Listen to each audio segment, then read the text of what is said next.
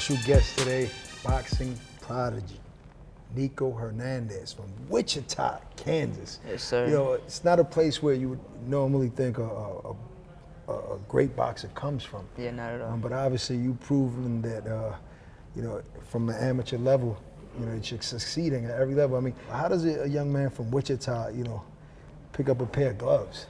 Pretty much started out kind of just like fighting with my neighbors. You know, we would street fight, but no, So he was a bad kid. No, I wasn't a bad kid, but just me and my neighbor get into it. It's my like one of my best friends now. But every weekend his dad would like cook on the grill or something. They'd be cooking a pig or something. Y'all fighting?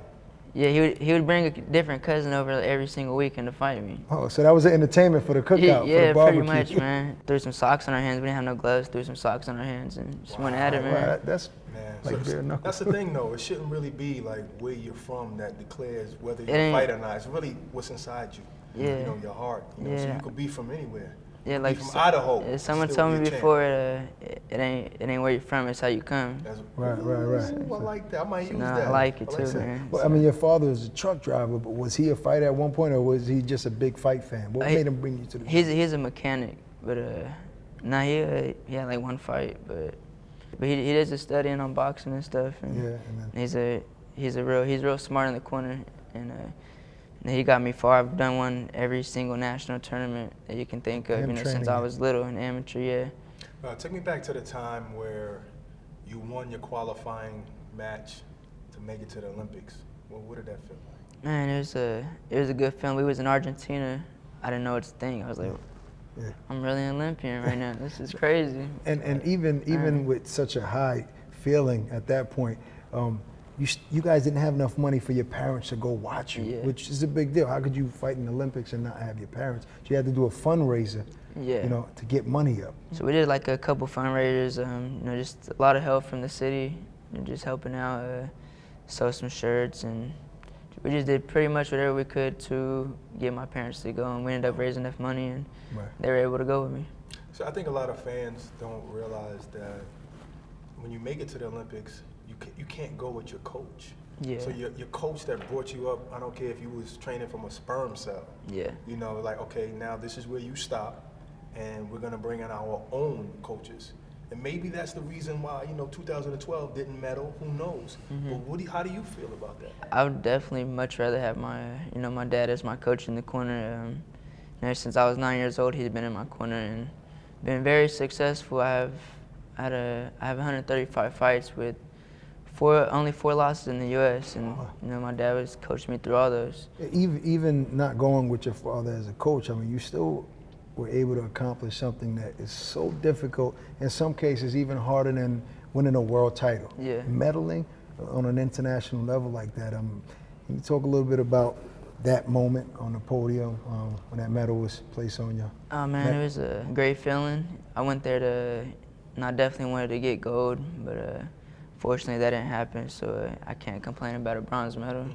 You know, because a lot of fighters, you know, go to the Olympics and a lot of them do not medal Most at of all. them don't medal. And I just felt like, you know, just even making it to the Olympics was hard enough. So it was a long journey. Is that medal still going to be significant to you? Because, you know, like Mayweather says, you don't win a bronze medal. In other words, you win a gold, but you lose and you get handed the bronze. I don't agree with that, but I guess, you know, that's his outlook because he wanted more. You know, so what does that bronze medal mean to you? Is it always going to be significant? Yeah, of course. You know, I mean, I worked my whole life for that, you know, since I was 9 years old, and my goal was to make it to the Olympics, and I made it, so brought back a medal. And then, so, I mean, right after that, you're back home and you're ready to you know, put on these small 8-ounce gloves and hit the pro rankings. I mean, who was one of the fighters that inspired you to fight, like, coming up? Probably the fighter I mostly watched was probably Oscar De La Hoya. And we would, you know, when there was big fights, my family, we would get like a big screen and watch put it outside and have a cookout. The big fights. You guys weren't hardcore boxing fan. Well, my dad was. He watched a lot of boxing, but I didn't really like watching. I just like doing it. What about now? Now I still do the same thing. I don't really watch too many boxing So there's matches. no fighters out there that you enjoy to watch? I like Terrence Crawford, Andre Ward, Speaking of Terrence Crawford, Lemachenko, you know.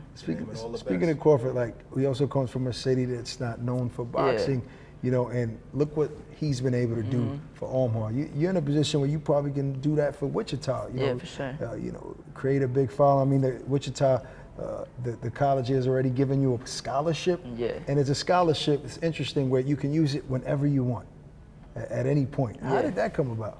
Kind of just after the Olympics, you know, they kind of just pretty much just treated me good, That's man. the perks. And I got a lot of love from the city. Listen, man, like I told you before, the Uber driver knew you on the way to the airport, man. And the Uber driver was 70-year-old white woman. That's crazy. She knew you. She was like, wait, there's somebody on the card. And I'm thinking she's going to name like the Millers, the Claressas, you know what I'm saying? Somebody, you know. She was like, and I was like, Nico. And she said, yeah, that's right, Nico. I was like, wow. I mean, my face is, you know, everybody knows me around here. Your goal is to be obviously a big world champion, make a ton of money, right? This is the prize fighting business. Yeah. Are you ever gonna, you know, use that scholarship and go back to school? Yeah, actually. Maybe not. Them six-figure checks, them seven-figure checks come in. I don't know if you're gonna be in college studying doing your homework. Exactly. Now they said I could take it whenever, but when I was doing my interview yesterday with Sugar Ray Leonard, he told me they did the exact same thing for him. With him, yeah. And he told me, you know what, you got to fight and take care of your family first. And right. And focus on what's going on right now. Champion, they'll give you an honorary degree. You'll be a doctor. What would you be if you wasn't fighting? What else interests you? Man, honestly, I don't know. I have no clue. I mean, Most fighters say that, though, right? Have you never had a job, my man? I have. Where'd you work? I helped my dad as a mechanic, working on diesels and stuff. But that's pretty much it, man. And you be boxing while he's under the car or whatever, you boxing or whatever. Yeah, I just did the simple stuff though, like some oil changes and. So you can't change a like transmission yet or nothing like that? Nah, I leave that all to my father. You gonna be buying new cars anyway. So is he still is he still a mechanic? Yeah, he's still a mechanic. Hopefully not for long, right? Yeah, hopefully not for long, man. I can't wait to, be able to buy my parents a house. Finally, a son that's appreciative. Hint, my son. I'm hinting something to my son. Well, you're also in a position where making the small guys popular again. There's a lot of weight classes that are popping right now in boxing. You got the middleweight division, obviously the welterweight division, even light heavyweight, of course. But a fighter like yourself that's exciting, body attacker, there's potential for you to make the small guys popular again. Is that one of your goals? Yeah, that's the game plan, man. It's definitely one of my goals to bring some attention down to my weight class and, move up there in the world. Sure, I don't really have a plan, man. I just been going with the flow, so see what happens. Only plan is to win. I feel like I've been doing good so far, so. And I like that honesty because, fighters tend to always have a plan. I'm going to stop boxing at 30 years old. I want to win X amount of titles. Or you just being honest. I'm just going with the flow. I'm going with the flow, man. Doing what I can. So I want to win titles in different divisions. Right now I'm trying to just stay as low as I can until I keep getting these titles and then eventually move up, kind of like Pacquiao did. We're looking forward to seeing your career flourish and turn into something big. You're exciting fighting to watch. So yes, sir. thank you for man. sitting down with us. Appreciate it. Nico Hernandez.